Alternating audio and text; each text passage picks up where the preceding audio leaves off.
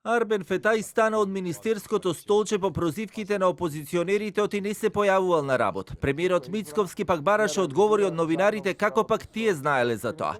Ова дополнително го отвори и така актуелното прашање околу реконструкцијата на владата, како и прашањето дали можеби Мицковски планира да ја продолжи на друг начин соработката со Фетај, но и каква ќе биде во втората половина од месецов распределбата на владините ресори. Кај знаете вие кога се месеци доаѓа? Па така беше информацијата. Вие го водите неговиот картон? Па добро, и вие претходно кажавте дека исто така не доаѓа Кога на сум работа кажал? и од Влен. Не се сеќавам дека така добро сум. еве министерот Азир Алију пред некое време од Влен Тоа кажа што не го поставите му во тоа прашање, ако не е Во ред, точна таа информација. поднесе нели оставка од функцијата, а што планирате сега на негово место? Дали ќе назначите некој нов или ќе се чека можеби владината реконструкција на крај на јуни? Па во втора половина на јуни седнуваме со владините партнери да разговараме за како понатаму, така што мислам дека ќе се добие формата во втората половина на јуни. Освен негово место, какви други промени ќе има во владата? Не знам, сега сум посветен. Знам дали ќе продолжи да биде дел од. Сега сум зошто да не продолжи, не знам. Имате вие информација што ја се немам? Од Бихачка пак и денеска велат, најавената реконструкција на владата ќе била само козметичка, а владините коалицијски партнери на Мицковски ќе бидат само уште еден негов фан клуб. Мицковски државата секако ја води во изолација, било кого, каде и да го постави во владата. Ке си продолжи кражбата додека народот гледаме дека осиромашува.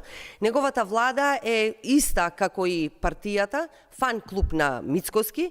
Дел од опозицијските партии деновиве реагираа, но и прашуваа дали премиерот бил запознаен со ситуацијата со Фетај или се обидува да го прекрие. Откако во гостување на телевизија 24 пратеникот од Левица Борислав Крмов прашуваше зошто Мицковски не го разрешил Фетај, туку чекал сам да си поднесе оставка. Арбен Фетај, пазите која иронија, он е вице-премиер за добро владење и транспарентност, а 3 месеци не дошол на работа и си ставаше некои селфиња таму од екзотични дестинации и острови како иде на одмор, и ние 3-4 месеци тој човек не е разрешен само и само затоа што на премиерот му требаше он.